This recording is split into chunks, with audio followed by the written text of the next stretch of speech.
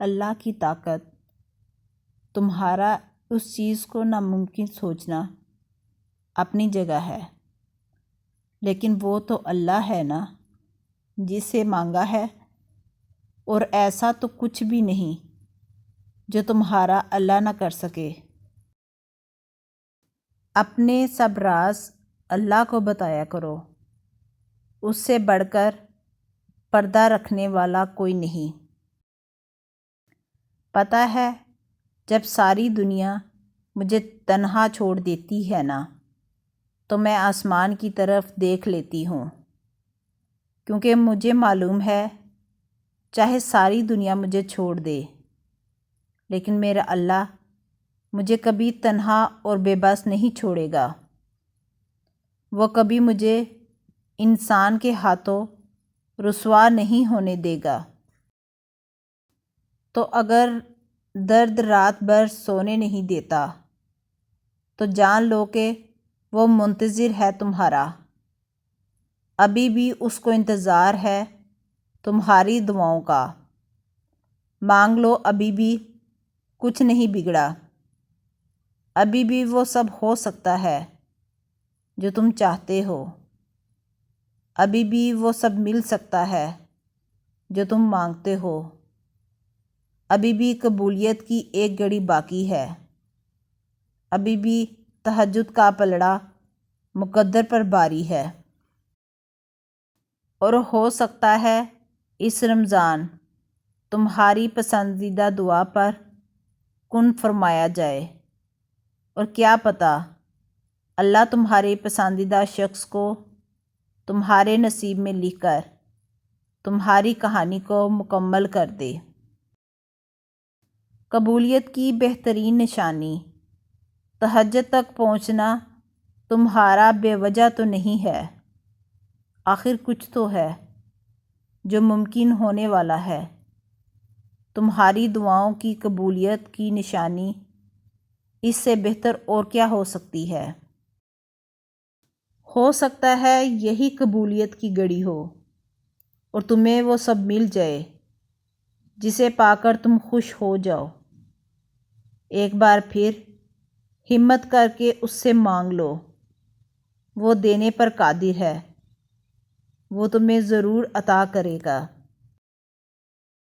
اللہ کی مدد اور معجزات، تمہیں یوں ہر بار یقین آ جانا، تمہارے دل میں ہر بار امید کا آ جانا، اور پھر تمہارا دعائیں مانگنا اس بات کی دلیل ہے کہ اللہ کے در سے مدد جلد تم تک پہنچے گی، معجزات کی صورت میں۔ اللہ تو اسے بھی دیتا ہے جس نے کبھی اس کے در کا رخ نہیں کیا، اور پھر تمہیں کیسے نہیں دے گا جب تم اس سے گڑ گڑا کر کچھ مانگو گے۔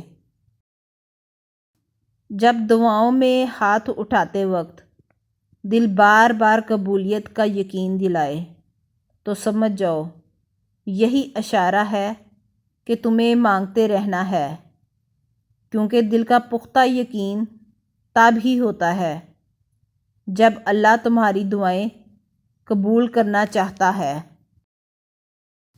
صبر سے مت اکتائیں، اگر اللہ چاہتا تو پلک جھپکنے سے پہلے آپ کی خواہش پوری کر دیتا، اس سے آپ کی امید اور فکر کے آنسو پوشیدہ نہیں، وہ آپ کی حالت کو ٹھیک کرنے سے عاجز نہیں ہے، لیکن وہ ان لوگوں سے محبت کرتا ہے جو بار بار دعا مانگتے رہتے ہیں۔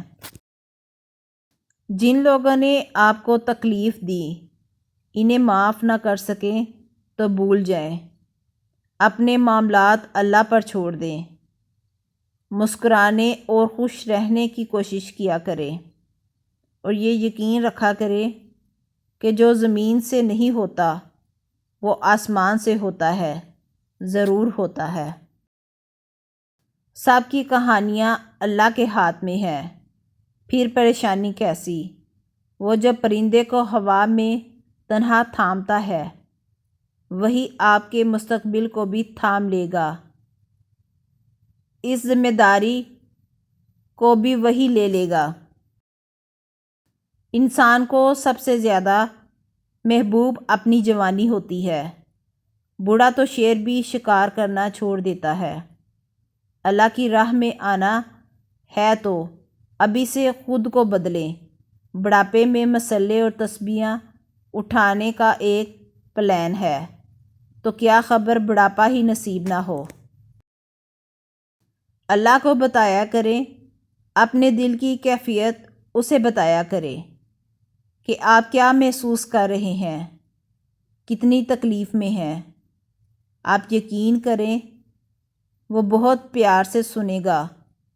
اس کے سامنے رو لینے سے ہی آپ کے دل میں سکون اترے گا۔